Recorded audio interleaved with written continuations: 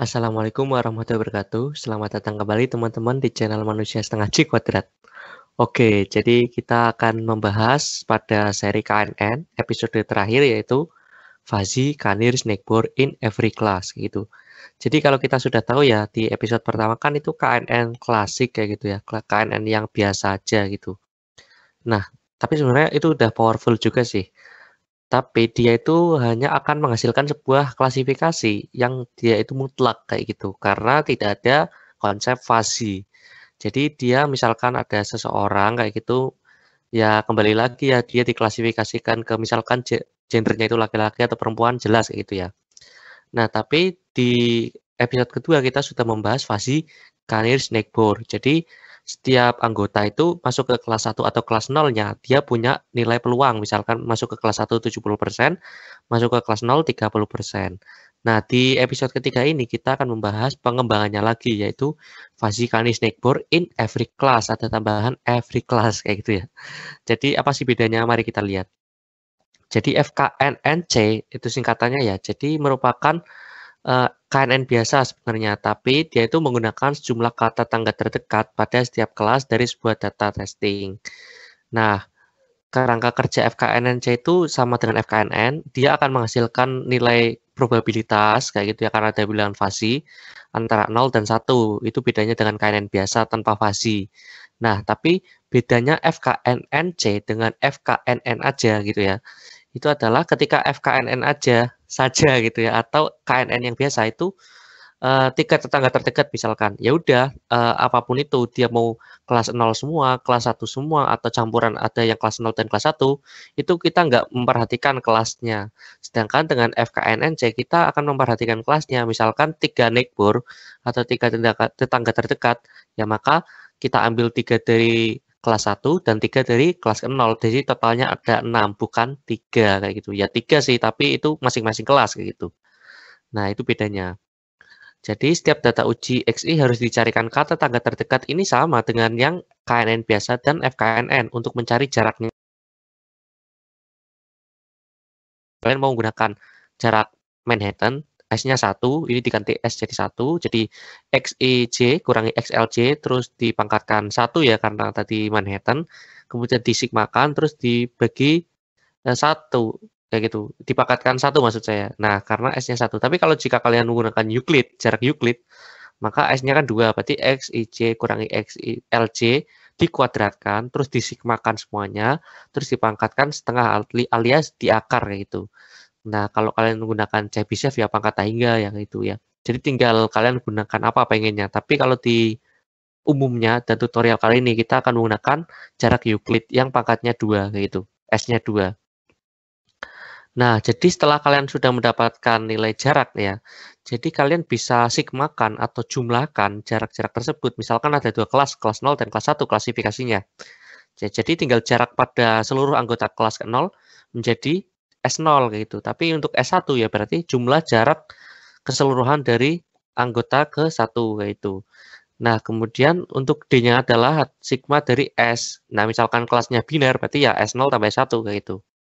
Nah, kemudian nilai keanggotaannya atau U, nah ya tinggal untuk setiap data tes tersebut, nilai keanggotaannya untuk S0 bagi D-nya berapa, dan S1 bagi D-nya berapa. Jadi, ntar kan jumlah dari dari ini ya, U0 dan U1 itu kan menjadi 1 ya, karena probabilitas kan ya, misalkan keanggotaan keanggotaan nolnya itu 0,3 seperti yang saya bilang, dan keanggotaannya untuk kelas 1 itu 70%, 0,7 ya jadi 0,7 tambah 0,3 kan 1.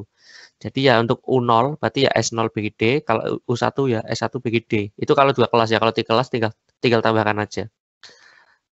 Kemudian ini contohnya seperti yang kemarin datanya sama persis, tapi ada bedanya kayaknya. Yes, ada bedanya dari KNN dan FKNN kayak gitu. Saya bedakan sedikit biar agak lebih variatif. Nah, kemudian X1-nya untuk data tes ini, X2 untuk data tesnya ini. Nah, tinggal kalian cari jarak kan gampang ya. Untuk jarak Euclid kan 3 kurangi 1 dikuadratkan, tambah 4 kurangi 1 dikuadratkan, kemudian hasil penjumlahannya kedua ini tuh, hasil kuadrat tadi itu ya, terus diakarkan. Nah, dihasilkan jarak. Ya sama kan, sampai 4 sampai 7 ini kan, 4, 7 ini X1, X2-nya. 3 kurangi 4 kuadrat tambah 4 kurangi 7 kuadrat, kemudian diakarkan. Nah, dihasilkan ini. Setelah kalian mendapatkan jarak semua, kalau di KNN biasa atau FKNN, itu kan kalian berarti mencari nih 3 terdekat, kayak gitu. Misalkan 3 terdekatnya ini gitu ya. Tapi kalau FKNN enggak. Jadi kita ya ini kelompokkan dulu ya, untuk kelasnya ke 0, ini Y-nya 0, segini, untuk Y-nya 1, ya ini. Nah, kemudian cari, misalkan 3 terdekat ya, cari untuk kelas 1 yang terdekat mana 3 terdekat gitu. Untuk kelas 0 mana yang 3 yang terdekat. Nah, tapi biar variatif di sini saya gunakan 2 tetangga terdekat. Kalau kemarin kan udah coba 1, udah coba 3, tapi kita belum coba 2 gitu ya. Ya ini misalkan 2 tetangga terdekat. Untuk kelas ke-1, berarti ini kan 1 sama 2,23 paling kecil nilainya di antara yang lain. Kemudian untuk kelas ke-0 nilai terkecilnya ini ya 2 sama 1,41 ini.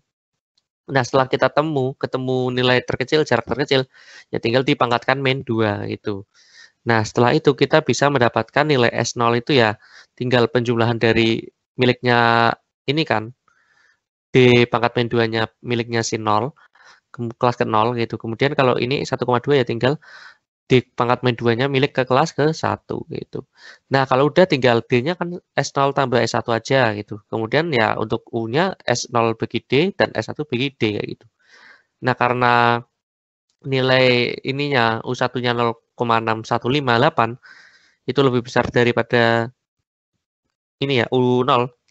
Jadi kan dia lebih condong masuk ke kelas ke-1. Jadi kita klasifikasikan data ini tuh masuk ke Y-nya 1. Ya meskipun ininya Y-nya 0 ya. Itu kan berarti kalian hanya tinggal ganti-ganti aja di jumlah N-nya atau tetangga terdekatnya berapa, 3, 4, atau berapa yang membuat ini hasilnya benar 0. Tapi kalau dengan K-nearest-neighbor-nya 2, dia hasilnya itu 1. Jadi belum tepat klasifikasinya. Tapi cara perhitungannya seperti itu. Oke, mungkin kita langsung aja ke R kayak gitu ya. Oke, nah jadi di R atau Python sendiri saya belum menemu ya. Mungkin kalian kalau sudah tahu library untuk FKNN dan FKNNC, kalian bisa share di kolom komentar. Tapi kalau saya sendiri belum nemu, jadi saya buat sintaks sendiri aja gitu. Nah, pertama kita ya ambil datanya dulu ya. Saya menggunakan library read Excel karena datanya bentuknya Excel kayak gitu. Kita run. Oke, ini masih loading ya. Nah, setelah itu yang kita lakukan adalah menghitung jumlah datanya gitu. Ya, karena kan kita mau bagi data tes dan data train kayak gitu. Nah, kalau biasanya kita bagi data train tesnya 70%, 30%, 80%, 20%, atau scaffold validation gitu. Tapi di sini kita samakan dengan PPT seperti yang episode sebelumnya. Jadi data tes kita adalah baris ke-18 atau baris terakhir, dan untuk data trainnya 1 sampai 17 row kayak gitu. Nah, kayak gitu kita run dulu. Nah, setelah itu kita kan belum punya ini ya kolom jarak kayak itu ya. Kalau kita view nih, misalkan view data train. Oke, kita lihat ini kan masih ada X1, X2, Y, tapi nggak ada kolom jarak dan D pangkat min 2. Nah, padahal kan kita butuh itu ya di PPT kan. Ya udah kita inisialisasi dulu nih, misalkan jaraknya 0, D-nya 0 kayak gitu aja ya. Kita coba nanti kita run nggak apa-apa kali ya. Kita coba run. Kurasa Kutla gitu, run ya? Kayak gitu nggak sih run itu? Oh, bentar. Ini kita view lagi data train. Nah, ini kan udah ada kolom jarak sama D, yang isinya 0 semua, karena kan memang diinisialisasi 0 kayak gitu. Nah, kita kan mau isi nih jarak sama D-nya, untuk jaraknya ini berapa, jarak ini berapa kayak gitu ya. Ya tinggal kita looping dengan for, ya kalian bisa dengan while atau apapun lah itu.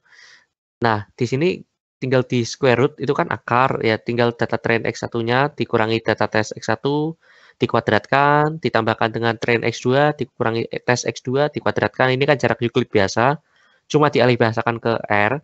Nah, kemudian ya jarak, di pangkat min 2 ya tinggal jarak ya pangkat min 2. Tadi kan dia kan distance kayak gitu. Kita run ya. Kalau kita lihat lagi, misalkan view train, nah data train kita itu udah ada nilainya, tidak 00 lagi. Setelah itu, kita di sini akan mencari k-nearest neighbor-nya untuk ke kelas 0.